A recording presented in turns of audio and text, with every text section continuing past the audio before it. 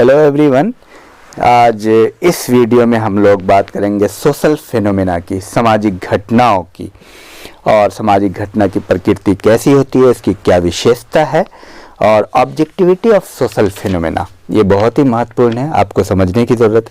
तो मैं आपको ये बता दूं सिंपली कि दुनिया में दो प्रकार की घटनाएं होती हैं, एक नेचुरल फिनोमेना और एक सोशल फिनोमेना। नेचुरल फिनोमेना जो नेचर द्वारा घटित होती है, जैसे पहाड़, जैसे भूकंप, आप समझ लीजिए, जैसे नेचुरल जो भी घटना घटती है, बाढ़ आना, भूकंप आना, और क्या कह रहे कि पेड़ पौधे उगना, ये सारी चीज़ें। और सोशल फिनोमेना के लिए जिम्मेदार ह्यूमन बीइंग है, मानव है। अब दोनों में आप समझिए, नेचुरल फिनोमेना का साइंटिफिक स्टडी बहुत आसानी से किया जा सकता है, कोई दिक्कत नहीं है। क्यों? थोड़ा इसको आप समझ लीजिए। पहले नेचुरल फिनोमेना में क्या होता है कि जैसे मान लिया कि न्यूटन ने स्टडी किया कि भाई सेब नेचुरली जो है नीचे गिरता है, तो सेब नीचे ग्रेविटेशनल फोर्स के कारण नीचे गिरता है और सारे सेब नीचे की तरफ गिरता है। तो इसका स्टडी किया और पता चला कि ग्रेविटेशनल फोर्स के कारण नीचे गिरता है। लेकिन अगर कोई व्यक्ति आत्महत्या करता है परीक्षा में फेल होने के कारण, आप समझ लीजिए ध्यान से, तो कोई दूसरा व्यक्ति भी आत्महत्या का परीक्षा में फेल होता है तो वो आत्महत्या नहीं करता, तो फिनोमेना चेंज हो गया। तो कितना जटिल है। एक व्यक्ति उसी घटना के लिए उसके साथ, एक व्यक्ति के साथ परीक्षा में एक स्टूडेंट फेल हो जाता है तो आत्महत्या कर लेता है, लेकिन दूसरा फेल होता है तो आत्महत्या नहीं करता। ये देखिए फर्क। एक व्यक्ति को एक थप्पड़ मारिए, उसका प्रभाव कुछ और होता है, और दूसरे व्यक्ति को एक थप्पड़ मारिए तो उसका प्रभाव कुछ और होता है। यानी ह्यूमन बीइंग के साथ जो है प्रभाव अलग अलग होता है। आप चार स्टूडेंट को, और चारों को टीचर ने एक एक डंडा लगाया सपोज, तो चारों पे अलग अलग इम्पैक्ट पड़ता है। उसी तरह पिताजी ने चारों को एक एक थप्पड़ लगाया तो चारों बच्चों पे इम्पैक्ट अलग अलग पड़ता है। जबकि हर एक सेब को अगर आप ऊपर से गिराएंगे तो नीचे की तरफ एक जैसे गिरेगा। या अगर आप अपनी एक किताब को जलाना चाह रहे हैं और दूसरी किताब को भी जलाना चाह रहे हैं, तीसरी को भी जलाना चाह रहे हैं, तो सबके जलने की प्रक्रिया एक ही है, सब में से धुआं वैसे ही निकलेगा। तो देखिए यह है नेचुरल फिनोमेना। कहने का मतलब एक मिट्टी को आप जैसे उसके साथ जो सलूक करे, जो व्यवहार करे, वही दूसरे के साथ करेंगे तो उसमें परिवर्तन एक जैसा होगा। अब आप सोडियम को क्लोरीन से मिलाएंगे, जितनी बार मिलाएंगे वो रिएक्शन वैसा ही देगा। It is natural phenomena. लेकिन दो व्यक्ति को आप लड़ाइए, दो व्यक्ति को आप लड़ाइए तो दो हो सकता है नहीं लड़े, कितना भी आप लड़ाने की कोशिश कीजिए, लेकिन अगला दो व्यक्ति तुरंत लड़ जाता है। तो ये है ह्यूमन बीइंग में फर्क, आप समझिए। तो मुझे लगता है कि आप समझ गए हैं। सोशल फिनोमेना पूरे तौर पे मानव पर निर्भर करता है, और मानव बड़ा जटिल है।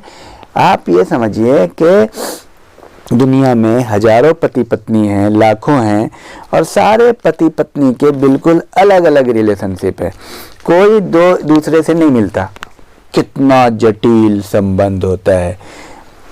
दुनिया में लाखों करोड़ों दोस्त हैं, सारे दोस्तों के अलग अलग रिलेशनशिप है।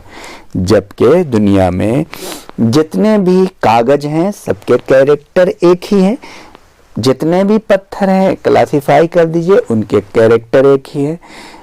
जिस कागज को आप काटना चाहेंगे आप काट देंगे, वो कागज नहीं रोएगा।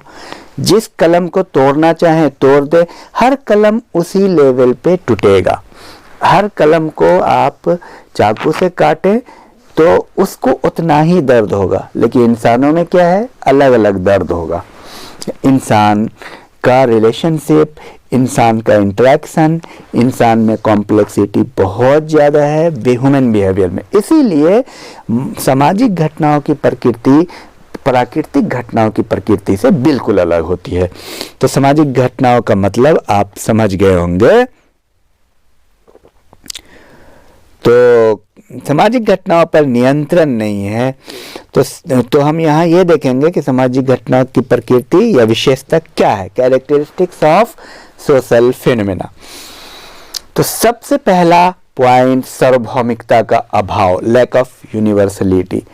सार्वभौमिकता नहीं होती, रीति रिवाज, खाना पीना, उठना बैठना, इन सब में हर जगह मनुष्य तो एक ही हैं, बट उनके रहने सहने का अंदाज, उनकी आदत, उनके तौर तरीके, सब चीज़ बिल्कुल अलग है। किसी को गर्मी पसंद है, किसी को जाड़ा पसंद है, किसी को पानी ठंडा पानी पसंद है, किसी को गर्म पानी पसंद है। और दूसरा पॉइंट है सामाजिक घटना की जटिलता, कॉम्प्लेक्सिटी ऑफ सोशल फिनोमेना। सामाजिक घटना बहुत जटिल है, सामाजिक अंतःक्रियाएं समाज में होती है, इसके कारण समाज गतिशील रहता है। तो ये जैसे भारत में परिवार का जो रूप है या भारत में विवाह है, नातेदारी है, वही चीज़ अमेरिका या इंग्लैंड में नहीं है, अलग अलग है। उसके बाद गुणात्मक प्रकृति, क्वालिटेटिव नेचर। चूंकि सामाजिक घटना की प्रकृति जो है गुणात्मक होती है, उधर देखिए प्राकृतिक घटना जो गुणात्मक नहीं होती वो होती है क्वांटिटेटिव, और उसके गुण एक ही होते हैं। लेकिन यहाँ सामाजिक घटना की प्रकृति जो है गुण के आधार पर की जा सकती है, मात्रा के आधार पर नहीं की जा सकती। यानी पति पत्नी, कितना पति पत्नी है इसका कोई माप नहीं है। अध्यापक और टीचर यानी प्रोफेसर और स्टूडेंट, कितना प्रोफेसर और स्टूडेंट है इसका क्या परसेंटेज है, निकालेंगे आप, मेजरमेंट हो सकता है। स्टूडेंट और टीचर, कितना परसेंट स्टूडेंट और टीचर है इसका कोई मेजरमेंट है। कितना प्रतिशत एक पति पति है, कितना प्रतिशत एक भाई भाई है, क्या आप नाप सकते हैं? आप कितनी प्रतिशत बहन है या आप कितने प्रतिशत भाई हैं? तो कितना टफ है, लेकिन मापा जा सकता है कि मिट्टी में कैल्शियम कितना प्रतिशत है, इस कागज में कितना कार्बन है, तो उससे जटिलता कम हो जाती है। यहाँ तो जटिल है, माप ही नहीं है। कौन व्यक्ति किस समय कौन सा इंटरेक्शन करेगा आपको पता ही नहीं है। और सामाजिक घटना की जटिलता, कॉम्प्लेक्सिटी ऑफ सोशल फिनोमेना, तो सामाजिक घटना की जटिलता है। वैषयिकता का अभाव, लैक ऑफ ऑब्जेक्टिविटी। सामाजिक घटना की एक महत्वपूर्ण विशेषता है कि वैषयिकता इसमें नहीं पाई जाती। वैषयिकता कहते हैं सबको एक जैसा दिखना, लैक ऑफ यूनिवर्सलिटी। जैसे सपोज के कोई चीज लाल है, लाल कलम है मेरे पास, तो सबको लाल दिखेगी ना। लेकिन यहाँ पे 10 व्यक्ति बैठे हुए हैं, अब 10 मान लीजिए कि गोरे हैं, तो गोरे तो दिख रहे हैं, लेकिन अंदर में 10 के अलग अलग रूप हैं, वो कहाँ दिख रहे हैं? तो कहने का मतलब लैक ऑफ ऑब्जेक्टिविटी है। यानी इंटरेक्शन में सबकी क्वालिटी अलग अलग होती है, तो उनके अंदर ऑब्जेक्टिविटी नहीं होती। ऑब्जेक्टिविटी नहीं होती है तो बड़ी कठिनाई होती है। यही तो आपको आगे जानना है, ऑब्जेक्टिविटी, प्रॉब्लम ऑफ ऑब्जेक्टिविटी। तो किसी भी अध्ययन के लिए ऑब्जेक्टिविटी जरूरी है, ऑब्जेक्टिविटी ही तो प्राप्त करते हैं हम। तो वैषयिकता का मतलब है स्वीकृति, सब को मतलब साइंस के लिए ऑब्जेक्टिविटी जरूरी है। ऑब्जेक्टिविटी अगर नहीं हो पाएगा तो बहुत दिक्कत होगी। और सोशल साइंस में यानी ह्यूमन बीइंग में ऑब्जेक्टिव नेचर ह्यूमन बीइंग का होता नहीं है। एक ही घटना के लिए, एक ही कारण के लिए 4 व्यक्ति में अलग अलग प्रतिक्रिया होगी। अगर मान लीजिए सपोज कि चारों व्यक्ति को आप हरी मिर्च लाल मिर्च दे दीजिए खाने के लिए 5-5 पीस, तो चारों में अलग अलग परिणाम आएंगे। लेकिन चारों लाल मिर्च को जला दीजिए तो लाल मिर्च के परिणाम एक ही होंगे। ये है नेचुरल फेनोमेना, और वो है सोशल फेनोमेना। और प्रिजुडिस, पक्षपात। देखिए सामाजिक घटना में पक्षपात हो जाता है। जैसे मनुष्य जो है निर्जीव तो है नहीं, हम मान लीजिए पत्थर का स्टडी करें और मनुष्य का स्टडी करें तो मनुष्य में पक्षपात तो पाया जाता है। मनुष्य कोई भी चीज़ के बारे में अगर आप किसी भी व्यक्ति से ये पूछे कि आपका हस्बैंड वाइफ का रिलेशन कैसा है, तो वो क्या बताएगा? खराब है। तो वो अगर आप पूछे कि आपके एरिया में लिटरेसी कम क्यों है, तो बहुत सारी चीज़ें, तो मनुष्य जो है पक्षपात करता है, तो इससे भी स्टडी में दिक्कत आती है। जबकि नेचुरल फिनोमेना में पक्षपात नहीं होता। कलम थोड़ी कहता है कि मैं लाल नहीं हूँ, कलम अगर लाल है तो लाल दिखता है। कलम को आग में जलाने पे चिल्लाता है, 10 कलम आप ले आइए और 10 लाल रंग कर ले आइए और उन 10 कलम को आग में डाल दीजिए, उसमें कौन चिल्लाएगा, कौन आंसू बहाएगा? सबके साथ एक जैसा रिएक्शन होगा। लेकिन 10 आदमी को, अगर आप 10 आदमी के साथ कोई बिहेव कीजिए, 10 आदमी को कोई बात आप कहें कि पढ़ाई करो, 10 विद्यार्थी को, हम बोलते हैं क्लासरूम में सैकड़ों विद्यार्थियों को, 50 विद्यार्थी को बोलते हैं कि भाई तुम लोग तैयारी करो कंपटीशन की, क्विज की, तो कितने कितने लोग क्या करते हैं? तो उसमें 10 लोग तैयारी करेंगे, 10 बात नहीं मानेंगे। हाँ, बनना सब चाहेंगे IAS PCS, लेकिन पढ़ेंगे 5 ही। तो ये फर्क है, क्योंकि सोशल फिनोमेना है, तो इसमें प्रेजुडिस भी पाया जाता है।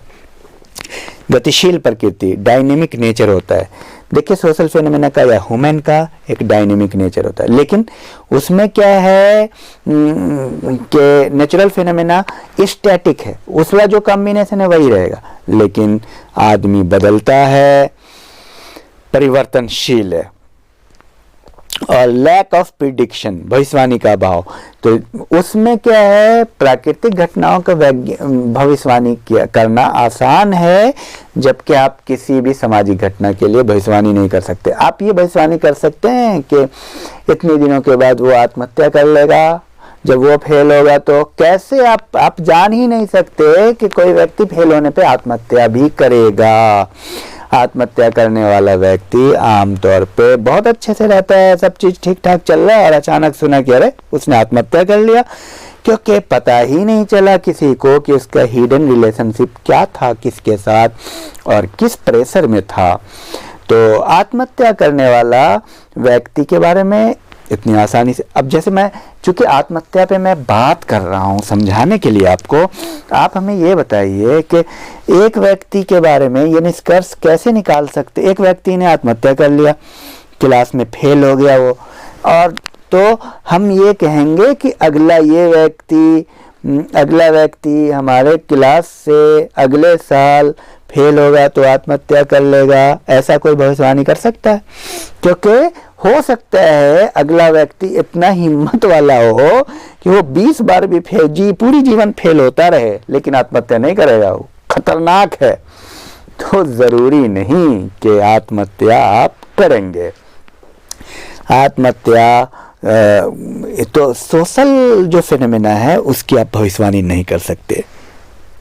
और इसमें क्या है, नियंत्रित परीक्षण का अभाव होता है, लैक ऑफ कंट्रोल्ड एक्सपेरिमेंट।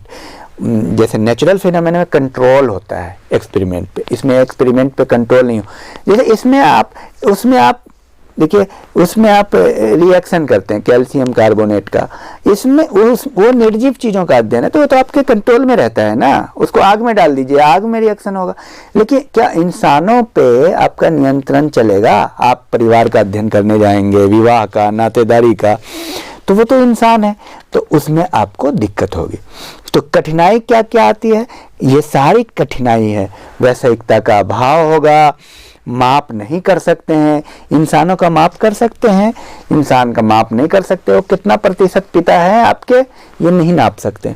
कितना प्रतिशत भाई है, कितना प्रतिशत बहन है, कितना प्रतिशत एक स्टूडेंट है, तो माप का भाव है। इसलिए this is the problem of objectivity है। क्या कहते हैं, वैश्विकता की समस्या यही है कि उसका माप नहीं किया जा सकता है। उसमें क्या क्या है, वस्तुनिष्ठता, प्रमाण का निष्पक्षता से निरीक्षण करने की इच्छा एवं योग्यता। मतलब योग्यता इस बात की होनी चाहिए कि आप सामाजिक घटनाओं का अध्ययन जो है तथ्यों से संबंधित सामग्री के आधार पर कर पाए, लेकिन ऐसा सामाजिक घटना में करना बड़ा मुश्किल काम होता है।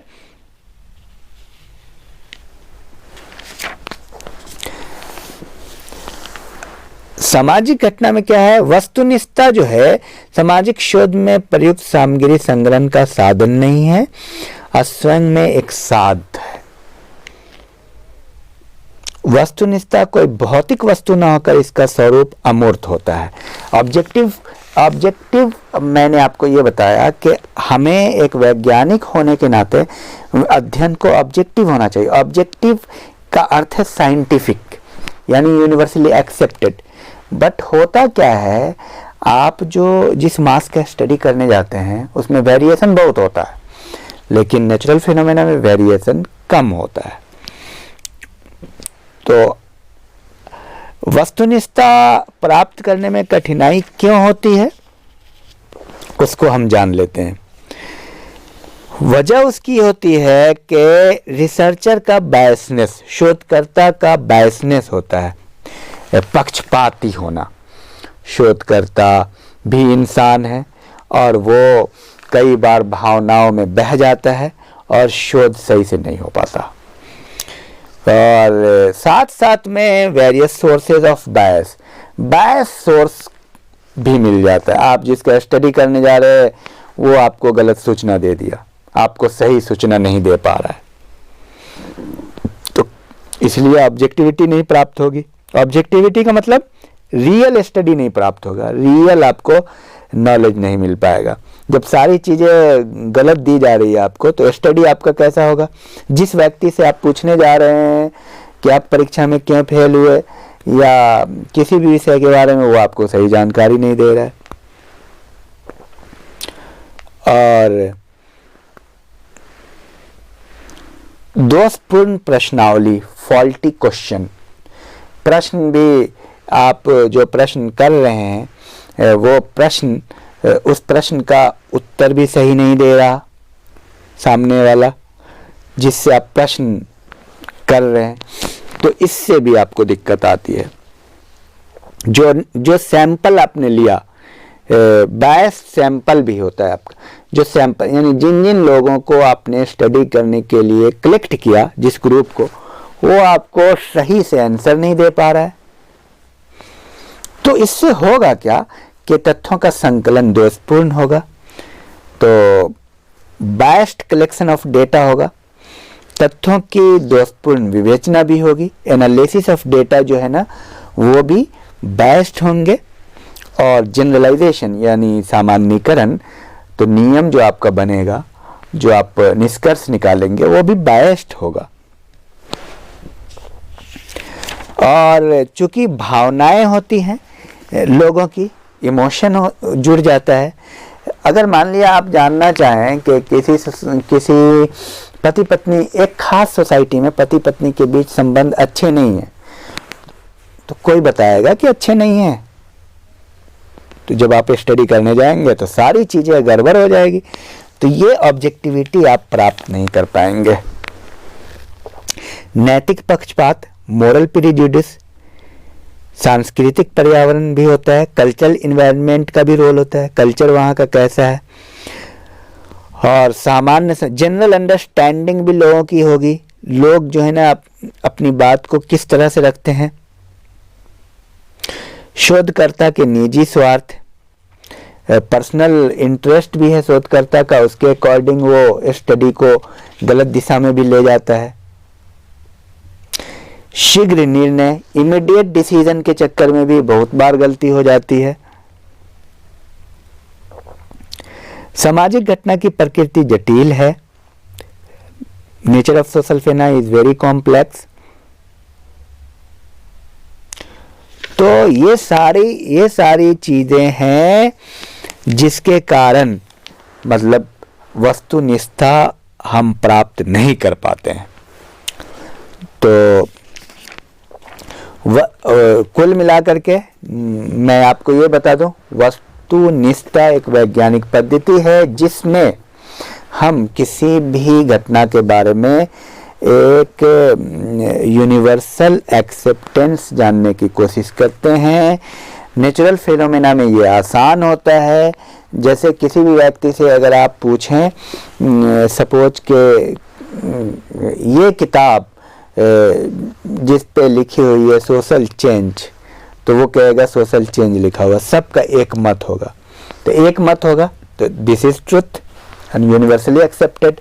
लेकिन आप हमें ये बताएं कि दहेज लेने के क्या कारण है? सबका एक मत नहीं है, जबकि वैज्ञानिक को एक मत चाहिए।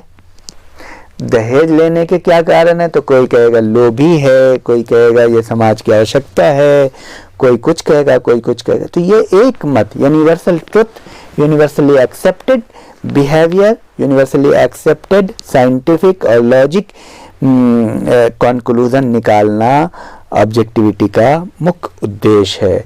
ऑब्जेक्टिव स्टडी का मतलब है साइंटिफिक स्टडी। साइंटिफिक तो तभी होगा जब इसका सही आंसर एक्यूरेट निकलेगा, एक्यूरेसी होगी। तो ये रहा कुल मिलाकर के। और अगर ये बात आपको अच्छी लगती है तो आप बताएं कमेंट बॉक्स में कैसा लगा, और कोई बात नहीं समझ में आती है तो मैं फिर प्रयास करूँगा। Thank you.